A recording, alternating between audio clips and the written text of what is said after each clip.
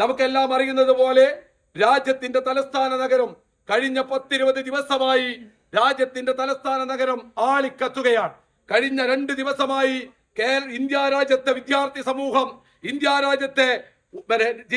സമൂഹം നടത്തുന്ന വലിയ പോരാട്ടത്തിന്, ആ പോരാട്ടത്തെ മുഴുവൻ അടിച്ചൊതുക്കുന്നതിന് വേണ്ടി നരേന്ദ്രമോദിയുടെ നേതൃത്വത്തിലുള്ള ഗവൺമെന്റ് മുന്നോട്ട് പോയിക്കൊണ്ടിരിക്കുന്ന ഒരു സാഹചര്യമാണ്. സാധാരണ പോലീസ് ഒരു സമരത്തെ ലാത്തിചാർജ് ചെയ്യാറുണ്ട്, സാധാരണ പോലീസ് കണ്ണീർ വാതകം പ്രയോഗിക്കാറുണ്ട്, ജലപീരങ്കി പ്രയോഗിക്കാറുണ്ട്. പക്ഷേ ഇന്ന് വരെ ഈ നാട് കാണാത്ത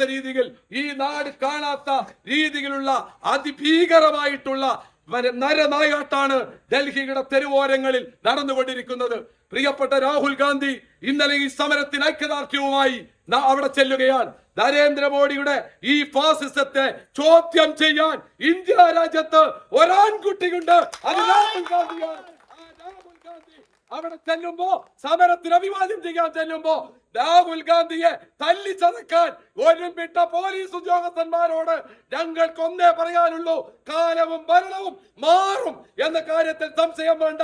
നരേന്ദ്രമോദിയുടെ ഇച്ചിൽപട്ടികളാണ് ഏതെങ്കിലും പോലീസ് ഉദ്യോഗസ്ഥർ ഞങ്ങളുടെ നേതാവിന്റെ ദേഹത്ത് തൊട്ടിട്ടുണ്ടെങ്കിൽ ആ ദേഹത്ത് തൊട്ട കയ്യെ അടിച്ചു മുറിക്കാൻ ഈ രാജ്യത്തെ കോൺഗ്രസ് പ്രസ്ഥാനത്തിന് കഴിയും എന്നോർമ്മിപ്പിക്കാൻ ഞാൻ ഈ അവസരം വിനിയോഗിക്കുക. വള്ളുവനാട് ന്യൂസ് നിങ്ങൾക്കായി അവതരിപ്പിക്കുന്നത് Jam June Hypermarket, exceeding expectations. നിങ്ങളുടെ എല്ലാ സാമ്പത്തിക ആവശ്യങ്ങൾക്കും ഒരു വഴിയുണ്ട്.